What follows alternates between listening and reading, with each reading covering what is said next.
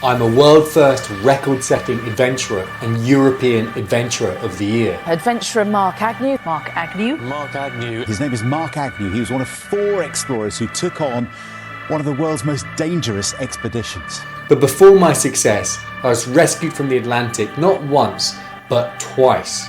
I failed and I made all the wrong kind of headlines. After my humiliation, I became obsessed with training and researching mental strength and resilience.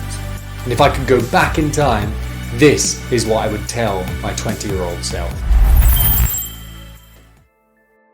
You have to proactively assign meaning to failure. Having failed to row the Atlantic, I spiraled into mental despair. I had this idea of myself as a hardcore adventurer, and now that I'd failed twice, my identity was completely shot. And I sat there waiting for this failure to transform me, because our society loves to fetishize failure and talk about how you have to go through hardship to have eventual success. And although that is true, actually, failure has no inherent meaning. Just because you fail doesn't mean you're destined to succeed. You have to assign meaning to failure. Make it matter. Absorb it into your narrative. I said to myself, failing to row the Atlantic is my fork in the road. I will learn about resilience, it will make me stronger, and I'll never let it happen again. Mental strength can be trained. It's not innate. It's much like weightlifting.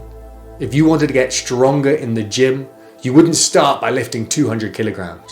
You wouldn't be able to move the weight, or worse, you injure your back. Instead, you'd start with a lighter weight and incrementally add more and more weights as you get stronger and stronger. The same is true of the mind.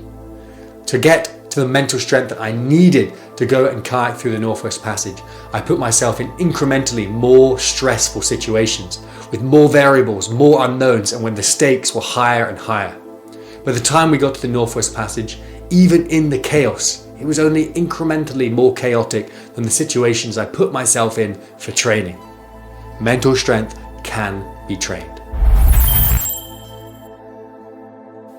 I used to think resilience and mental strength was about having the grit to push through despite your negative emotions like fear and stress and the sense of being overwhelmed. Now I think it's about validating those emotions and accepting them as normal. That gives you permission to sit with discomfort and get on with the task anyway. On the first night in the Northwest Passage, we became stuck offshore by a shifting ice pack. We had no idea how long it would take us to get back to land. In the end, it took us 14 hours and it was one of the most fun nights I'd had in a long time. But I wasn't just having fun. Between the enjoyment, I was having bouts of terror. But rather than pushing that terror aside and trying to pretend that I wasn't feeling it, I acknowledged it. And I said to myself, I won't be terrified of being terrified. I'll accept that being terrified is the normal reaction in a terrifying situation. This allowed me to sit with discomfort and get on with the challenge, rather than wasting energy trying to fight my emotions. Resilience and mental strength isn't about avoiding negative emotions. It's about accepting them as normal, validating your emotional reaction, sitting with the discomfort of those negative emotions, and then getting on with the task anyway. Resilience is not about being so determined that you're able to put up with any discomfort to get to your goal. It's about loving the journey so much that the setbacks don't feel like setbacks. You get on with it anyway because you're enjoying it, and then the goal looks after itself. There are countless studies that show that if you have intrinsic motivations, you're more likely to be resilient and also happy. When I tried to row the Atlantic, I was motivated by the extrinsic goal of becoming a world record holder, and I wasn't able to put up with the uncertainty and discomfort.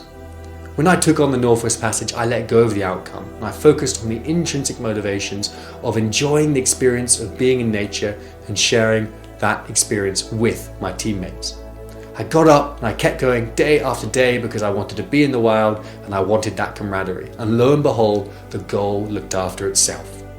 This is the single most important lesson I've learned. If you want to be resilient, let go of the outcome. Rediscover your why with intrinsic motivations, and you'll find yourself being more resilient, more mentally strong, and more content. Resilient people let go of what they cannot control and focus on what they can control. Focusing on things outside of your control robs you of your agency, creates a victim mentality, and you will eventually give up because, well, why would you keep going if everything was outside of your control? When I was in the Northwest Passage, whenever I was faced with bad weather, I said to myself, there will be headwinds. Simply repeating that mantra to myself allowed me to let go of the fact that I can't control the weather. It was inevitable. It was just part of the journey. And it refocused my energy on what was within my control. Focusing on what is in your control will make you mentally strong. Pushing yourself to the max, even when it isn't working, isn't being tough. It's just acting tough. Having the humility to change your approach and change your outlook is mental strength. We expected the Northwest Passage to take us 60 to 80 days. It took us 103, and by the time we finished, winter had set in and the conditions were brutal. I had to adapt my mindset on the fly and accept our new reality and our new timeline. Adaptive capacity is key to mental strength. If you expect to finish at a certain destination, your mind will prepare you to finish and it will give up and relax when you reach it. But what if the situation has changed and you need to go for even longer? In the Northwest Passage, the crux was a 50-mile open water crossing. We expected it to take 10 to 12 hours. And as we neared the shore, we celebrated. But then suddenly ice moved in from somewhere else in the Northwest Passage. And even though we were so close to shore, the last few miles took us an additional 7 hours. I'd mentally trained for this kind of scenario. I'd taken a rowing boat out in practice, and I'd gone backwards and forwards over a 2-kilometer strip for 12 hours. Because the parameter was time and not distance, no matter how fast I went, the end didn't get any closer. I was practicing pushing myself physically and mentally, even though it didn't mean the finish line would be any sooner. If you let go of finish lines, then you'll finish when you're done, and not when your mind thinks you're done. No one does it alone. Having a community will make you more resilient. So often, when I read about the psychology of resilience, a common denominator is relationships and community.